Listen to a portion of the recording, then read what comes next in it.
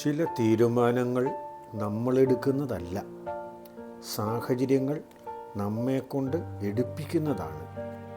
സ്വന്തം വീട്ടിൽ പോലും അന്യയായി പോയ ഒരു പെൺകുട്ടിയുടെ ജീവിതത്തിൽ ഇപ്പോൾ മറ്റൊരു തീരുമാനം കൂടി എടുക്കേണ്ടി വന്നിരിക്കുന്നു. അവൾക്ക് തൻ്റെ കുഞ്ഞിനെ സംരക്ഷിക്കണോ അതോ കുടുംബത്തിൻ്റെ അഭിമാനത്തിനായി ഒഴിവായി കൊടുക്കണോ? നമുക്ക് കേൾക്കാം അവിവാഹിതയുടെ 24-ാം ഭാഗം. അച്ഛന് എന്തു പ്രശ്നങ്ങളുണ്ടായാലും അപ്പോൾ തന്നെ ഓടിയെത്തി സഹായിക്കുന്ന ഒരാളായിരുന്നു അച്ഛൻ്റെ ഒരു അനുജൻ, ഞങ്ങളുടെ ജനാർദ്ദനൻ ഇളയച്ചൻ. അല്പം വിഷമത്തോടെയാണെങ്കിലും അച്ഛൻ ഒരു ദിവസം ഇക്കാര്യം ഇളയച്ചനോട് പറഞ്ഞു. ഏത് പ്രശ്നത്തിനും പരിഹാരമുണ്ടാക്കുന്ന കാര്യത്തിൽ ഇളയച്ചൻ മിടുക്കനാണ്. അതുകൊണ്ട് തന്നെ ആയിരിക്കണം അച്ഛൻ ബാക്കി ആരോടും പറയാതെ ഇളയച്ചനോട് മാത്രം ഇക്കാര്യം പറഞ്ഞത്. എല്ലാവരോടും പറയാവുന്ന കാര്യമല്ലല്ലോ ഇത്. അപ്പോൾ ഇളയച്ചൻ പറഞ്ഞത് താൻ ഒരു ദിവസം അങ്ങോട്ടേക്ക് വരാം എന്നാണ്. എന്നിട്ട് കാര്യങ്ങൾ അവളോടുകൂടി സംസാരിച്ചതിന് ശേഷം പരിഹരിക്കാൻ നോക്കാം എന്നുമായിരുന്നു. അങ്ങനെ അച്ഛൻ അമ്മയോട് പറയുന്നത് താൻ കേട്ടതാണ്. താൻ വീട്ടിൽ നിന്നും പുറത്തേക്ക് ഇറങ്ങുന്നത് പൂർണ്ണമായും വിലക്കിയിരുന്നു. അറിയാതെയാണെങ്കിലും ആരോടെങ്കിലും പറഞ്ഞു പോയാൽ അത് വീടിനും ബാക്കിയുള്ളവർക്കും നാണക്കേടുണ്ടാക്കും എന്നതായിരുന്നു അവർ പറയുന്ന ന്യായം. ഇതിനൊക്കെ പരിഹാരം അവർ ആലോചിച്ചിട്ടുണ്ട് എന്നാണ് പറഞ്ഞു കേട്ടത്. അതിന് താൻ സമ്മതം മൂളുക മാത്രമേ ചെയ്യേണ്ടതുള്ളൂ എന്നും പറഞ്ഞു. പരിഹാരം ചെയ്യുന്നത് ഇളയച്ചൻ കൂടി വന്നതിന് ശേഷം ആയിരിക്കും എന്നുമാണ് അമ്മ തന്നോട് പറഞ്ഞത്. അവരുദ്ദേശിക്കുന്ന കാര്യം എന്തെന്ന് ഒരു സൂചന പോലും തനിക്ക് തന്നില്ല. വീട്ടിൽ നിന്ന് പുറത്തേക്ക് ഇറങ്ങാൻ അനുവാദമില്ലാതെ വീട്ടിൽ തന്നെ അടച്ചിരുന്ന ഒരു ദിവസമാണ് പ്രോ ലൈഫ് സൊസൈറ്റിയുടെ ഒരു പരിപാടി കാണാനിടയായത്.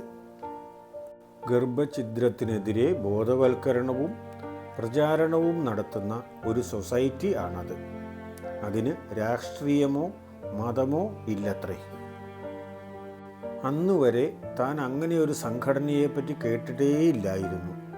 കേട്ടപ്പോൾ ഇപ്പോഴത്തെ സാഹചര്യത്തിൽ താൻ അറിഞ്ഞിരിക്കേണ്ടതാണ് എന്ന് തോന്നിയതുകൊണ്ടാണ് അതിനെപ്പറ്റി കൂടുതൽ അറിയാൻ ആഗ്രഹിച്ചത്. അതിൽ അവർ പറയുന്നതിന് പ്രകാരം ഒരു ജീവനെ നശിപ്പിക്കുന്നത് ഒരു തരത്തിലും ന്യായീകരിക്കാവുന്ന കാര്യമല്ല. ഗർഭിണിയാകുന്ന സാഹചര്യങ്ങൾ പലതായിരിക്കാം. അമ്മയ്ക്ക് അനുകൂലമോ പ്രതികൂലമോ ആയിരിക്കും. പക്ഷേ ജനിച്ച കുഞ്ഞ് അതിലൊന്നും കുറ്റവാളിയല്ലല്ലോ. ഒരു കാരണവശാലും അതിനെ നശിപ്പിക്കാൻ പാടില്ല. ഓരോ അമ്മയും അങ്ങനെ ഒരു തീരുമാനമെടുക്കണം എന്നാണ് ആ സൊസൈറ്റിക്കാരുടെ പ്രചാരണം. അമ്മയാകുന്നതിൻ്റെ ലക്ഷണങ്ങൾ കണ്ടു തുടങ്ങിയ അന്നു മുതൽ തന്നെ മാനസികമായി ഒരു അമ്മയുടെ മനസ്ഥിതിയിലേക്ക് താനും മാറിത്തുടങ്ങിയിരുന്നു. കുഞ്ഞിൻ്റെ അച്ഛനാരെന്ന് പറഞ്ഞു കൊടുക്കാൻ കഴിയില്ല എന്ന കാര്യം ശരി. പക്ഷേ തൻ്റെ ഉള്ളിൽ രൂപം കൊണ്ട ജീവനെ കളയാൻ തനിക്ക് മനസ്സ് വരുമെന്ന് തോന്നുന്നില്ല. ഇപ്പോൾ തന്നെ അതിനെപ്പറ്റി ചിന്തിക്കേണ്ട കാര്യമൊന്നുമില്ല. വീട്ടിൽ ആരും അതിനെപ്പറ്റി ഒന്നും പറഞ്ഞിട്ടില്ല. പറയുമ്പോൾ അതിന് ഉചിതമായ മറുപടി പറയാൻ കഴിയുമെന്ന പ്രതീക്ഷയിൽ തന്നെ താൻ ദിവസങ്ങൾ എണ്ണി കഴിച്ചുകൂട്ടി. പക്ഷേ വീട്ടിൽ നിന്നും അതിനെപ്പറ്റി പറയാൻ അധിക ദിവസമൊന്നും വേണ്ടി വന്നില്ല. ഇളയച്ചൻ വന്നത് 2 ദിവസങ്ങൾ കൂടി കഴിഞ്ഞിട്ടാണ്. വിവരങ്ങളെല്ലാം അറിഞ്ഞതേ സ്നേഹപൂർവം തന്നെ അടുത്ത് വിളിച്ച് നിർത്തിയിട്ട് ഇളയച്ചൻ തന്നോട് പറഞ്ഞു തുടങ്ങി. യാതൊരു മനസ്സറിവുമില്ലാതെ സംഭവിച്ചു പോയ കാര്യമാണെന്ന് എനിക്ക് നന്നായി അറിയാം. അതിൽ നമ്മൾ കുറ്റക്കാരല്ല എന്നും എനിക്കറിയാം. പക്ഷേ ആ ഒരു കാരണം കൊണ്ട് നമ്മൾ നമ്മുടെ ജീവിതം അവസാനിപ്പിക്കേണ്ട കാര്യമില്ലല്ലോ. നീ എന്തു പറയുന്നു? പറഞ്ഞു വരുന്നത് എന്താണെന്ന് പോലും വ്യക്തമായിട്ടില്ല. പിന്നെ താൻ ഇതിനെപ്പറ്റി എന്തഭിപ്രായം പറയാനാണ്? താൻ ഒന്നും പറയുന്നില്ല എന്ന് കണ്ടപ്പോൾ ഇളയച്ഛൻ വീണ്ടും പറഞ്ഞു, നിനക്കിപ്പോൾ സംഭവിച്ച കാര്യത്തെപ്പറ്റി ഏട്ടൻ എന്നോട് പറഞ്ഞു. ഉള്ളിൽ ജന്മം കൊണ്ട കുഞ്ഞിനെ വളരാൻ അനുവദിച്ചാൽ അത് നിന്റെ ജീവിതം നശിപ്പിക്കുന്നതിലായിരിക്കും കലാശിക്കുക. അതുകൊണ്ട് അത് വേണ്ട എന്ന തീരുമാനത്തിലെത്തുന്നതായിരിക്കും നിനക്കും നമ്മുടെ കുടുംബത്തിനും നല്ലത്. പ്രതീക്ഷിച്ചിരുന്ന അഭിപ്രായം തന്നെയാണ് ഇളയച്ഛൻ പറഞ്ഞത്. അതുകൊണ്ട് അതിന് മറുപടി പറയാൻ കൂടുതലൊന്നും ആലോചിക്കേണ്ടി വന്നില്ല.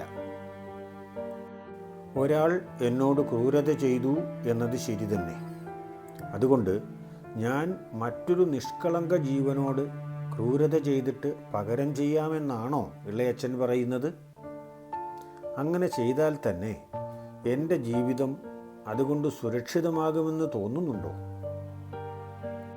ഇളയച്ഛൻ്റെ മുഖഭാവം മാറി. സ്നേഹം മാത്രം പ്രതിഫലിച്ചിരുന്ന ആ മുഖം ഇപ്പോൾ കണ്ടാൽ ഭയം തോന്നും. ഇളയച്ഛൻ്റെ താൻ ഇന്നോളം കണ്ടിട്ടില്ലാത്ത ഒരു മുഖഭാവമാണ് അപ്പോൾ തനിക്ക് കാണാൻ കഴിഞ്ഞത്. നീ ഒരു കുടുംബത്തിലുള്ളതല്ലേ? നിന്റെ കാര്യം മാത്രം നോക്കിയാൽ പോരല്ലോ. വീട്ടിലുള്ള ബാക്കിയുള്ളവർക്കും ഈ നാട്ടിൽ ജീവിക്കേണ്ടതല്ലേ? നിന്റെ തെറ്റല്ല എന്ന് ഞാൻ പറഞ്ഞല്ലോ. ഇനിയെങ്കിലും നീ ഞാൻ പറയുന്ന കാര്യത്തിന് സമ്മതിക്കുന്നതാണ് നല്ലത്. സ്നേഹപൂർവം ആദ്യം പറഞ്ഞു, പിന്നെ ഭീഷണിയുടെ രൂപത്തിൽ പറഞ്ഞു. എന്നിട്ടും താൻ ചെയ്യുന്നത് പാപമാണ് എന്നതുകൊണ്ട് മാത്രം അതിന് താൻ സമ്മതിച്ചില്ല. ദേഹോപദ്രവമടക്കം പലതും അവർ ചെയ്തു നോക്കി. എന്നിട്ടും താൻ പിടിച്ചു നിന്നപ്പോൾ അവർ തൽക്കാലത്തേക്ക് പിൻവാങ്ങി. അത് സ്ഥിരമായ പിൻവാങ്ങലാണെന്ന് ഞാൻ പോലും വിശ്വസിച്ചില്ല. പിന്നീട് പല തവണയും അതേ ആവശ്യം ഉന്നയിച്ചുകൊണ്ട് അമ്മയും അച്ഛനും എല്ലാം പറഞ്ഞു. അമ്മ കുറേ കരഞ്ഞ് പറഞ്ഞു നോക്കി. കുടുംബത്തിന് മാനംകേടുണ്ടാകാതിരിക്കുന്ന കാര്യത്തെക്കുറിച്ച് മാത്രമേ അവർ ചിന്തിക്കുന്നുള്ളൂ. തൻ്റെ ഇപ്പോഴുള്ള അവസ്ഥ എന്താണെന്ന് പോലും അവരാരും ചിന്തിക്കുന്നില്ല.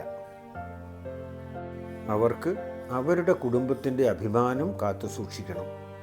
അതിനുവേണ്ടി മാത്രമാണ് അവരെന്നെ പാപത്തിന് നിർബന്ധിക്കുന്നത്. രണ്ടാമത് ഇളയച്ഛൻ വന്ന ദിവസം ആദ്യം പറഞ്ഞ കാര്യങ്ങളെല്ലാം വീണ്ടും ഒരിക്കൽ കൂടി ആവർത്തിച്ചു.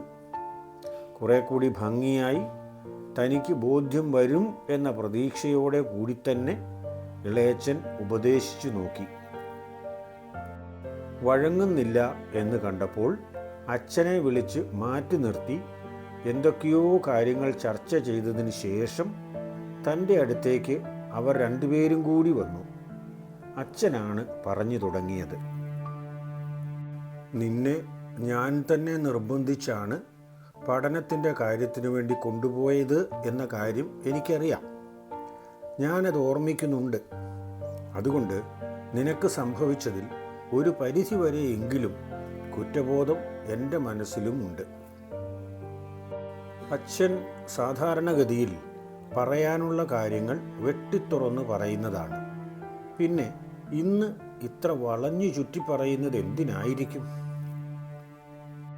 എന്തായാലും ന്യായമായ കാര്യത്തിനൊന്നും വേണ്ടി ആയിരിക്കാൻ സാധ്യതയില്ല. അങ്ങനെയാണെങ്കിൽ ഇത്ര ചുറ്റേണ്ട ആവശ്യവുമില്ല. അച്ഛൻ പറഞ്ഞു വരുന്നത് എന്താണെന്ന് എനിക്ക് മനസ്സിലായില്ല. അതുകൊണ്ടാണ് ഞാൻ അതിനൊന്നും മറുപടി പറയാത്തത്. നമുക്കൊരു കുടുംബമില്ലേ മോളെ? ആ കുടുംബത്തിന് ഒരു അന്തസ്സില്ലേ? അത് നിലനിൽക്കണ്ടേ? നാട്ടുകാരുടെ മുൻപിൽ നാണം കെട്ട് നമുക്ക് എത്ര നാൾ ജീവിക്കാൻ കഴിയും? നിനക്കും നിന്റെ കുഞ്ഞിനും അഭിമാനത്തോടെ ജീവിക്കാൻ കഴിയുമോ? ഏറ്റവും വലുതല്ലേ അവൻ്റെ അഭിമാനം? ആരാലൊക്കെയോ പിച്ചി ചീന്തപ്പെട്ട് സർവ്വതും നശിച്ച തനിക്ക് എന്തഭിമാനം? കുറ്റബോധമെങ്കിലും ഇല്ലാതിരിക്കാൻ വേണ്ടിയാണ് പാപത്തിന് സമ്മതിക്കാത്തത്. അതുകൊണ്ടാണ് ഇപ്പോൾ ഉപദേശവും കൊണ്ട് അടുത്തു വന്നിരിക്കുന്നത്. എന്തായാലും താൻ നശിച്ചു. മറ്റുള്ളവർക്ക് അഭിമാനക്ഷതമുണ്ടാകാതിരിക്കാൻ തന്നെ എവിടേക്കെങ്കിലും മാറ്റിയാൽ മതി എന്ന് പറയാനാണ് വന്നത്. താനത് പറയുന്നതിന് മുൻപ് തന്നെ ഇളയച്ചൻ്റെ വക നിർദ്ദേശം ഇങ്ങോട്ട് വന്നു. അവൾ എന്തായാലും അവളുടെ തീരുമാനത്തിൽ നിന്ന് പിന്നോട്ട് പോകുമെന്ന് തോന്നുന്നില്ല ഏട്ടാ. അങ്ങനെയാണെങ്കിൽ ഞാൻ പറഞ്ഞ പരിഹാരമാർഗമായിരിക്കും എളുപ്പം. ഇത്ര ദിവസമായി ആലോചിച്ച് കണ്ടുപിടിച്ചു കൊണ്ടുവന്ന പരിഹാരമാർഗം എന്തായിരിക്കും? നല്ലത് ചെയ്യാനുള്ള പരിഹാരമൊന്നുമായിരിക്കാൻ സാധ്യതയില്ല. അഭിമാനം സംരക്ഷിക്കാനുള്ള എന്തെങ്കിലും മാർഗമായിരിക്കണം. നീ ഞങ്ങളുടെ കൂടെ തന്നെ വേണമെന്നാണ് ഞങ്ങൾക്ക് ആഗ്രഹം. മാന്യമായി വിവാഹം കഴിച്ച് അയക്കുന്നത് വരെ എങ്കിലും കൂടെ കാണുമെന്ന് ആശിച്ചു. അതിനുശേഷം പിന്നെ നിങ്ങൾ തീരുമാനിക്കുന്നത് പോലെ വേണമെങ്കിൽ ഞങ്ങളുടെ അടുത്ത് വരികയോ കാര്യങ്ങൾ അന്വേഷിക്കുകയോ ചെയ്യാം. ഒരു സ്ത്രീക്ക് പാവനമായത് മുഴുവൻ നഷ്ടപ്പെട്ട് കഴിഞ്ഞിട്ട് ഇനി മറ്റൊരാളെ ചതിക്കാൻ വിവാഹം കഴിക്കുക. പറയുന്നവർക്ക് പറഞ്ഞാൽ മതിയല്ലോ.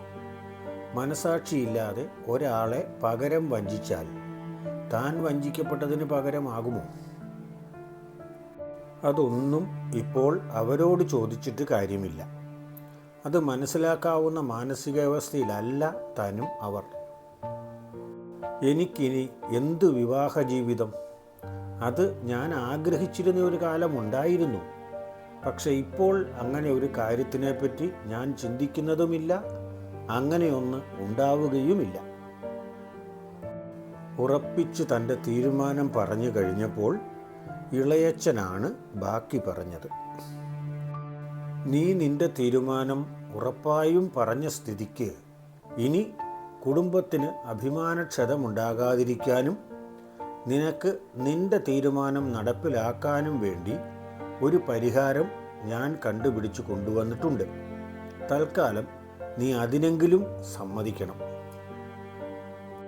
അതെന്താണെന്ന് പറയാതെ എങ്ങനെ സമ്മതിക്കും? എന്തു തന്നെയാണെങ്കിലും തനിക്കിപ്പോൾ വന്നതിൽ കൂടുതലൊന്നും വരാനില്ല. അച്ഛൻ തന്നെ കൊണ്ടുപോയി കൊന്നുകളഞ്ഞാൽ പോലും നഷ്ടപ്പെടാൻ കൂടുതലായി ഒന്നുമില്ല. അതിനെപ്പറ്റി ചിന്തിക്കാതെ തന്നെ താൻ സമ്മതഭാവത്തിൽ തലയനക്കി. കാര്യമറിയാതെ നീ സമ്മതിച്ചതുകൊണ്ട് കാര്യമില്ലല്ലോ. സമയമാകുമ്പോൾ നീ തലതിരിച്ചു പറയില്ല എന്ന് എനിക്കുറപ്പില്ല. അതുകൊണ്ട് ഞാൻ നിന്നോട് വിശദമായി വിവരങ്ങൾ പറയാം. അന്ന് അച്ഛൻ്റെയും അമ്മയുടെയും സാന്നിധ്യത്തിൽ തന്നെയാണ് ഇളയച്ഛൻ ഈ കോൺവെൻറ്റിൻ്റെ കാര്യവും ഇവിടെ അമ്മമാരെയും കുഞ്ഞുങ്ങളെയും നോക്കുന്ന കാര്യവുമെല്ലാം വിശദമായി പറഞ്ഞത്. കൂടുതലായി ബുദ്ധിമുട്ടുകളൊന്നും ഉണ്ടാവുകയില്ലെന്നും ഇളയച്ഛന് നേരിട്ടറിയാവുന്നതാണെന്നും പറഞ്ഞു. കുറച്ചു കാലം കഴിഞ്ഞ് എപ്പോഴെങ്കിലും ഇങ്ങോട്ട് തന്നെ വരണമെന്ന് തോന്നുകയാണെങ്കിൽ അതിനുള്ള സൗകര്യവും കോൺവെൻറ്റിൽ നിന്നും ചെയ്തു കിട്ടും.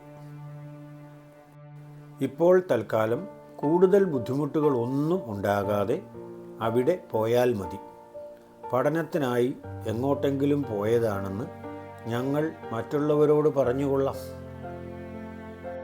ആ തീരുമാനം കുഴപ്പമില്ല എന്ന് തനിക്കും തോന്നി. താൻ മൂലം വീട്ടുകാർക്കും ബുദ്ധിമുട്ടുണ്ടാകണമെന്ന് മനസ്സുകൊണ്ടുപോലും ഒരിക്കലും ആഗ്രഹിച്ചിട്ടില്ല. അതുകൊണ്ട് തനിക്ക് എന്തെങ്കിലും വന്നാലും സാരമില്ല. വീട്ടിലുള്ളവർക്ക് കുഴപ്പങ്ങളൊന്നുമില്ലാതെ സന്തോഷമായി ജീവിക്കട്ടെ. താൻ പോകരുതെന്നും വീട്ടിൽ തന്നെ ഉണ്ടാകണമെന്നും പ്രശ്നങ്ങളെല്ലാം ഒരുമിച്ച് നേരിടാം എന്നുമൊക്കെ വീട്ടിലുള്ളവർ പറയും എന്ന് താൻ വിചാരിച്ചു. അത് പക്ഷേ വിചാരം കൊണ്ട് മാത്രം നിന്നു. കൂടുതലായി ആരും ഒന്നും പറഞ്ഞില്ല. എല്ലാവരും ഇളയച്ചൻ പറഞ്ഞ പദ്ധതിയെ സർവാത്മന പ്രശംസിക്കുക കൂടി ചെയ്തതോടെ കാര്യം തീരുമാനമായി. ഇരുചെവി അറിയാതെ കാര്യങ്ങൾ നടക്കണം. നാളെ തന്നെ പോകാൻ കഴിയുമെങ്കിൽ ഞാൻ അതിന് തയ്യാറാണ്. അതല്ല, വീട്ടിൽ പോയി 2-3 ദിവസം കഴിഞ്ഞു വരണമെങ്കിൽ അതിനും തയ്യാർ. ഏട്ടൻ പറയുന്നതനുസരിച്ച് ഞാൻ ചെയ്യും. എന്താണെങ്കിലും പടിയടച്ച് പിണ്ടം വയ്ക്കാൻ തീരുമാനിച്ചതല്ലേ, പിന്നെ അതിന് സമയം നീട്ടുന്നത് എന്തിന്? എത്രയും വേഗം തന്നെ അതങ്ങ് ചെയ്തേക്കുന്നതല്ലേ നല്ലത്. അങ്ങനെ ചിന്തിച്ചെങ്കിലും താൻ പ്രത്യേകമായി ഒന്നും പറഞ്ഞില്ല. തൻ്റെ ദയനീയമായ നോട്ടം കണ്ടതുകൊണ്ട് അച്ഛൻ പറഞ്ഞു, നാളെ ഏതായാലും കൊണ്ടുപോകണ്ട ജനാർദ്ദന. നീ വീട്ടിൽ പോയിട്ട് 2-3 ദിവസം കഴിയുമ്പോൾ ഇങ്ങോട്ട് വാ. അവരോട് വിവരവും ഒന്ന് പറഞ്ഞേക്ക്. അങ്ങനെ ആ തീരുമാനത്തെ എല്ലാവരും അംഗീകരിച്ചു. സ്വന്തം വീട്ടിൽ തൻ്റെ ദിവസങ്ങൾ എണ്ണപ്പെട്ടു എന്ന് മനസ്സിലാക്കിക്കൊണ്ട് തന്നെ താൻ ദിവസങ്ങൾ തള്ളി നീക്കി. വീട്ടിൽ നിന്ന് പുറത്തേക്ക് പോകാനുള്ള തീരുമാനം അവൾ അംഗീകരിച്ചു. പക്ഷേ അതൊരു സാധാരണ യാത്രയായിരുന്നില്ലല്ലോ. സ്വന്തം വീട്ടിൽ നിന്നുള്ള അവസാന യാത്രയായിരുന്നു. നാളെ ഇളയച്ചൻ അവളെ കൊണ്ടുപോകുന്നത് എവിടേക്കാണ്? അവിടെ അവളെ കാത്തിരിക്കുന്നത് എന്തായിരിക്കും? തൻ്റെ കുഞ്ഞിനൊപ്പം പുതിയൊരു ജീവിതം തുടങ്ങാൻ അവൾക്ക് കഴിയുമോ? അറിയാൻ നമുക്ക് കാത്തിരിക്കാം അവിവാഹിതയുടെ അടുത്ത ഭാഗം വരെ. മറ്റന്നാൾ ഇതേ സമയം അപ്ലോഡ് ചെയ്യും അവിവാഹിതയുടെ അടുത്ത ഭാഗം. വായിക്കുകയും ലൈക്ക് ചെയ്യുകയും കൂട്ടുകാർക്കൊക്കെ ഷെയർ ചെയ്ത് കൊടുക്കുകയും ചെയ്തേക്കണേ.